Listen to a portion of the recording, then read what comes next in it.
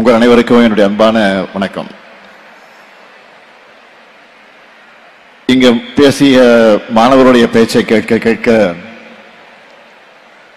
நான் ரொம்ப எமோஷனல் ஆகிட்டேன். ஏன்னா உங்களுடைய கருத்துக்களையும் ஃபீட்பேக்கையும் கேட்கிறப்போ நாம உழைக்கிற உழைப்புக்கான பலன் நம்ம கண் முன்னாடியே தெரியும்னு நான் இங்கே உணர்ந்திருக்கிறேன். அதற்காக பெருமைப்படுகிறேன். எனக்கு முன்னாடி பேசின எல்லோரும் தமிழ்நாடு எந்த அளவுக்கு கல்விக்கு முக்கியத்துவம் கொடுக்குது, எப்படியெல்லாம் திட்டங்களை கொண்டு வந்து எத்தனை இடர்கள் வந்தாலும் தன்னுடைய மாணவர்களை முன்னேற்றுதுன்னு பேசினாங்க. இந்த நிகழ்ச்சி நடத்துவதற்கு முக்கிய காரணம் எங்களை பாராட்டுவதற்காக அல்ல, எங்களை பாராட்டிக் கொள்வதற்காக அல்ல. இன்னைக்கு நாங்க உங்களை கொண்டாடுறதை பார்த்து அடுத்த பேட்ச் மாணவர்களும் இன்னும் படிப்பு மேல ஆர்வம் அதிகமாகணும். அதுதான் முக்கியம். அதிலேயும் மாண்புமிகு தெலுங்கானா முதலமைச்சர் திரு ரேவந்த் ரெட்டி அவர்கள் இந்த விழாவுக்கு வந்து நம்ம எல்லாம் பெருமைப்படுத்தி இருக்கிறார், மகிழ்ச்சியில் ஆழ்த்தி இருக்கிறார். தங்கை கனிமொழி அவர்கள் மூலமாக மாணவர்கள் நிகழ்ச்சின்னு சொல்லி அவர் அழைச்சதும் உடனே ஓகே சொன்னார். எனவே பல பணிகளுக்கு இடையில இங்க வந்திருக்கிறார். நம்முடைய அரசோட மகளிர் பயணம் திட்டம் போலவே தெலுங்கானா மாநிலத்திலேயும் மகாலட்சுமி திட்டம் என்கிற பெயர்ல பெண்களுக்கு கட்டணமில்லா பேருந்து பயணத்தை செயல்படுத்திக் கொண்டிருக்கிறார். அதே போல தெலுங்கானா மாநிலத்தில் செயல்படுத்துகிற நல்ல திட்டங்களை தமிழ்நாட்டில் செயல்படுத்த நாங்களும் தயாராக இருக்கிறோம். இதுதான் ஆரோக்கியமான வளர்ச்சி அரசியல்.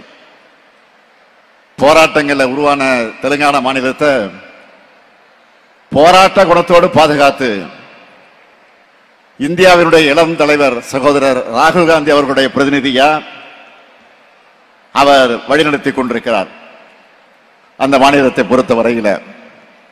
அதற்காக நான் முதல்ல அவருக்கு என்னுடைய நன்றியை தெரிவிச்சுக்கிறேன். இங்கே கூடியிருக்கக்கூடிய மாணவ மாணவியரை பார்க்கும்போது எனக்கு எல்லையில்லா மகிழ்ச்சி ஏற்படுது. மாணவ செல்வங்களே, நீங்கள் படிச்சு முன்னேறுகிற காரணத்தால நீங்கள் மட்டுமல்ல உங்கள் குடும்பமும் முன்னேற போகுது. உங்களுடைய அடுத்த தலைமுறைக்கும் நீங்க கொண்டு போறீங்க. எனக்கு அந்த தலைமுறையும் முன்னேற போகுது. குடும்பங்கள் முன்னேறினா மாநிலங்கள் முன்னேறும், மாநிலங்கள் முன்னேறினா நாடு முன்னேறும். அதனாலதான் நாம தொடர்ந்து கல்வியோட முக்கியத்துவத்தை எடுத்து சொல்லிக் கொண்டிருக்கிறோம். 1000 ஆண்டுகளா சாதி எனும் கால் முளைத்த சதி அந்த சமூகத்தை ஆட்கொண்டதால நம்முடைய கல்வி வாய்ப்பு மறுக்கப்பட்டுச்சு. வரலாறு நெடுக இந்த ஆதிக்கத்துக்கு எதிராக கலகம் செஞ்ச புரட்சியாளர்கள் இருந்துட்டு தான் இருக்காங்க. அந்த தொடர்ச்சியோட உச்சமா திராவிட இயக்கம் தமிழ் மண்ணில் நிகழ்த்தின புரட்சி தான் இன்னைக்கு இந்த அளவுக்கு வேகமாக நடைபெற காரணமா இருக்கு.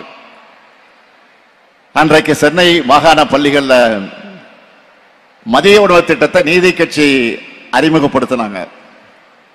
தொடர்ந்து பெருந்தலைவர் காமராஜர் அவர்கள் தமிழ்நாடு முழுக்க பள்ளிகள்ல மதிய உணவு திட்டத்தை அறிமுகப்படுத்தினார். தமிழ்நாட்டில் இருக்கக்கூடிய எல்லாரையும் எப்பாடுபட்டாவது பள்ளிகளுக்கு அழைச்சு அவர்களை படிக்க வைக்கணும் என்கிற காரணத்திற்காகத்தான். அதுதான் படிப்படியாக வளர்ந்து இன்னைக்கு நம்ம திராவிட மாடல் அரசு கொண்டு வந்திருக்கக்கூடிய காலை உணவு திட்டம் உருவாகி இருக்கு. தொடக்க கல்வி முடிச்சுட்டு மேற்கல்விக்கு போகக்கூடிய மாணவர்களுக்கு போக்குவரத்து வசதி ஒரு தடையா இருக்கக்கூடாதுன்னு சட்டமன்ற உறுப்பினராக நான் முதல்ல அவையில் எடுத்து வச்ச கோரிக்கை ஏற்று இலவச பஸ் பாஸ் திட்டத்தை அன்றைய முதலமைச்சர் தலைவர் கலைஞர் அவர்கள் அறிமுகப்படுத்தினார். அடுத்து தலைவர் கலைஞர் கல்லூரிகளுக்கு முக்கியத்துவம் கொடுத்து கல்லூரி கல்விக்கு போக முதல் தலைமுறை பட்டதாரிகளுக்கு ஃபீஸ் இல்லைன்னு சொன்னார். எல்லா சமூகத்தினருக்கும் கல்வி சாலைகளில் இடம் கிடைக்க இடஒதுக்கீட்டை உயர்த்தினார். இப்படி ஏராளமான போராட்டங்கள் நிறைஞ்சது நம்முடைய கல்வி பயணம். இந்த பயணத்தை அடுத்த கட்டத்திற்கு கொண்டு போகத்தான் நம்முடைய திராவிட மாடல் அரசு 4 ஆண்டுகளா புதுமை பெண் திட்டம், தமிழ் புதல்வன் திட்டம், நான் முதல்வன் திட்டம், மாடல் ஸ்கூல்ஸ், ஸ்மார்ட் வகுப்பறைகள், விளையாட்டுத்துறைக்கு சிறப்பு கவனம் செலுத்தக்கூடிய திட்டங்கள்னு ஏராளமான திட்டங்களை கொண்டு வந்து கொண்டிருக்கிறோம்.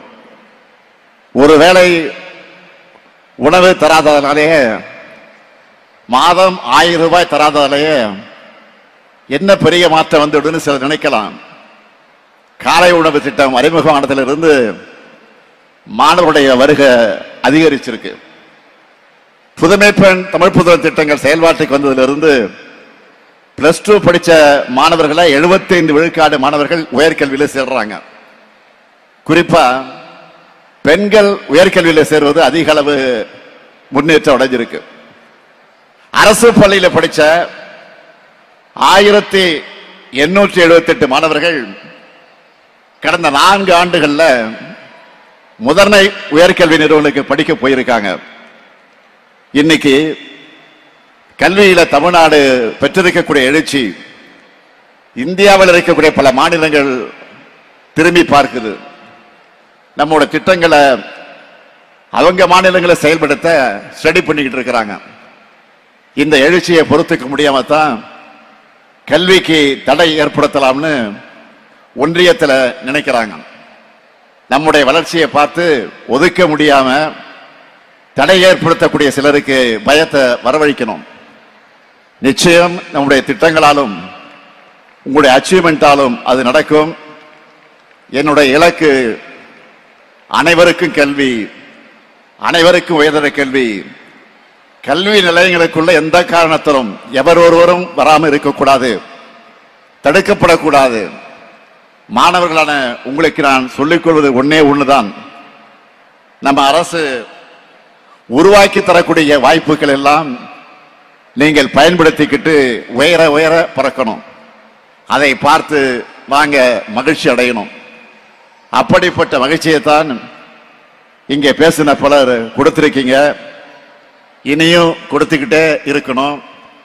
நீங்க யூஜி முடிச்சுட்டு வேலைக்கு போனாலும், நல்ல வேலையில டாப் பொசிஷன்ல போயிருந்தாலும் பிஜியும் படிக்கணும், ஆராய்ச்சி படிப்புக்கும் போகணும். உலகம் ரொம்ப பெருசு.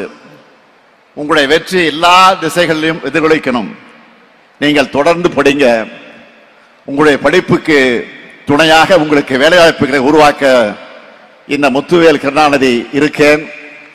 கல்வியிலே சிறந்த தமிழ்நாடு, கல்வியிலே உயர்ந்த தமிழ்நாடா மாறும். நிச்சயமாக மாற்றுவோம். நன்றி, வணக்கம்.